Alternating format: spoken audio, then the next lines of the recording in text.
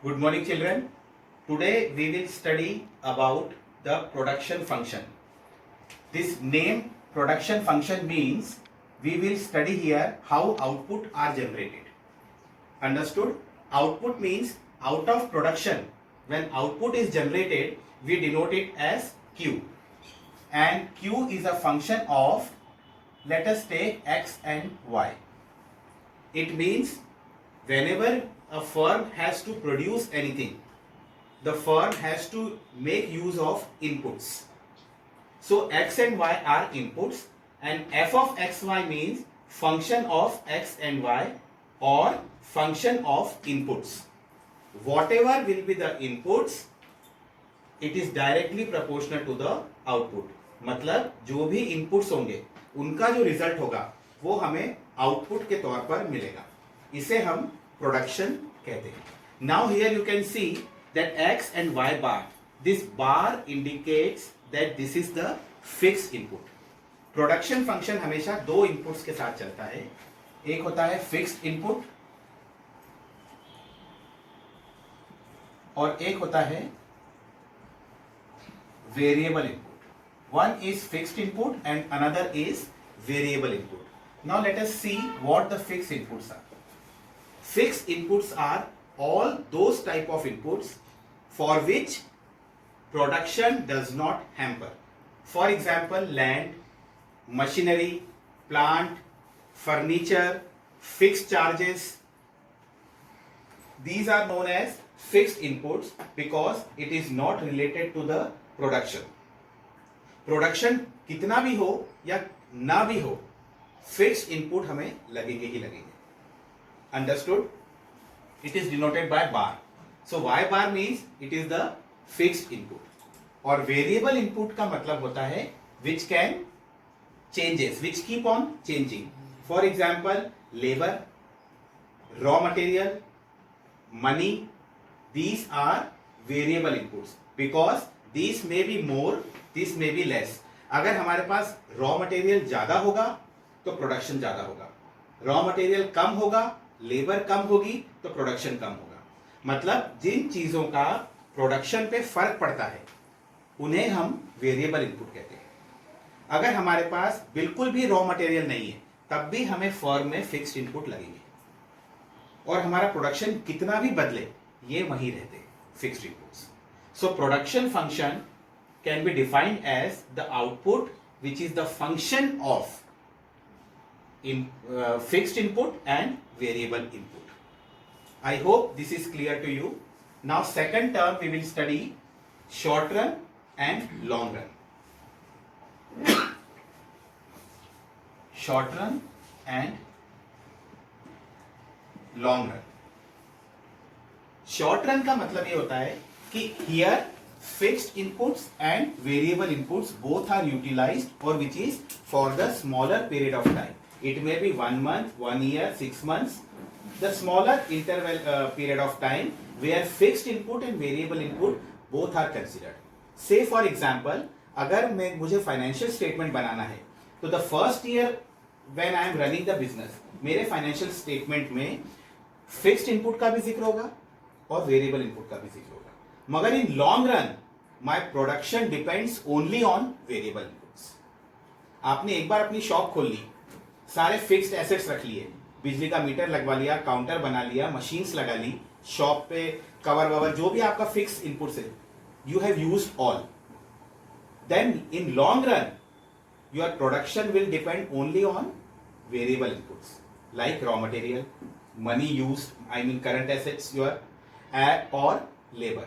So in long run only variable inputs is required. In short run fixed input and variable input both are required. Understood? It is clear? So I hope short run and long run is clear to you. Fixed input and variable input is also clear to you. Now we will study here about the law of variable proportion. One law you have to study here, it is law of variable proportion.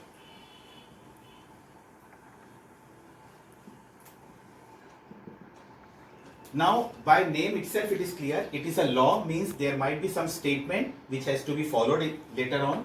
Variable proportion.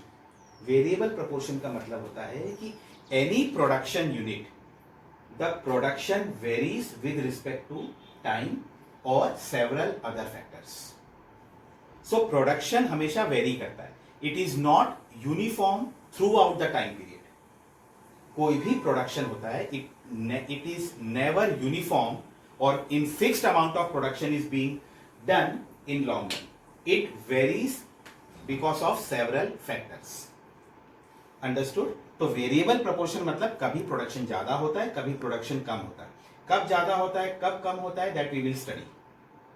So the whole chapter of production function depends on law of variable proportion. If I break this word, law of, for what? Variable proportion. Proportion means the ratio. Variable means sometimes it is more, sometimes it is less. So production is never fixed. Is that clear? So it is based on law of variable proportion.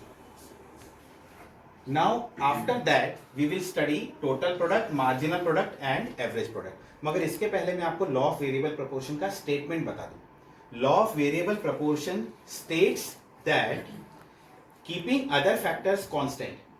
कभी भी हम कोई भी law पढ़ते हैं तो we have to make some assumptions. Every law is suitable when assumptions are made. So keeping other factors constant, okay, production varies in 3 stages. In first stage, the production increases with increasing rate. Then the production increases with diminishing rate. And at last the production starts declining. अब ये कैसे होता है, क्या होता है, that we will study. But before that we have to study these 3 terms. First is total product. Total product means the overall production which is done by the firm. Firm ने कुल कितना प्रोडक्शन किया उसे total product बोलते हैं. By now you know, everybody knows what is marginal. So here marginal product means the additional production made on each successive day. That is marginal product. और ये इनके फॉर्मूले हैं. TPN minus TPN minus 1. अगर हम schedule बनाएंगे तो जो सेकंड डे में जितना प्रोडक्शन हुआ उसमें से फर्स्ट डे का प्रोडक्शन माइनस कर देंगे तो मार्जिनल प्रोडक्ट आ जाएगा. थर्ड डे जो प्रोडक्शन हो रहा है उसमें से सेकंड डे का प्रोडक्शन माइनस कर देंगे तो मार्जिनल प्रोडक्ट आ जाएगा. फोर्थ डे में जितना प्रोडक्शन हो रहा है उसमें से थर्ड डे का प्रोडक्शन माइनस कर देंगे तो मार्जिनल प्रोडक्शन आ जाएगा. इसको ऐसे कर सकते हैं या डेल्टा टीपी. डेल्टा टीपी का मतलब होता है सेकंड टोटल प्रोडक्ट में से फर्स्ट टोटल प्रोडक्ट माइनस करा, वो डेल्टा टीपी आ गया. अपॉन में डेल्टा क्यू मतलब सेकंड आउटपुट यूनिट से फर्स्ट आउटपुट यूनिट माइनस. जब हम शेड्यूल करेंगे तब it will be more clear. These are the फॉर्मूले. And average product means total product divided by number of units produced or number of output. Okay, so total AP is TP upon Q. Now we will see, following to the law of variable proportion, how the production changes. Make one thing very much clear, that TP, I mean total production or total product, it is based on marginal product. Okay, TP is always based on marginal product. Marginal product का मतलब प्रतिदिन जो production हो रहा है, on each successive day the production which is made, that is marginal product. अब ये marginal product का मैं कर्व बना रहा हूँ, then I will explain you how it works. ये NP है. On x axis always you will have output or units. Every time on x axis output will be there because output is a dependent variable. Independent variable will go to the y axis. तो TP और MP ये आएंगे y axis पर.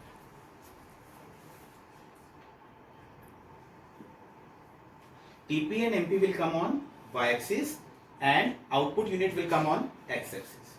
अब आप MP को देख रहे हैं. MP का मतलब है शुरुआत में ये बढ़ रहा है. इसको अगर हम विद एग्जाम्पल समझें तो डे 1 प्रोडक्शन हुए 5.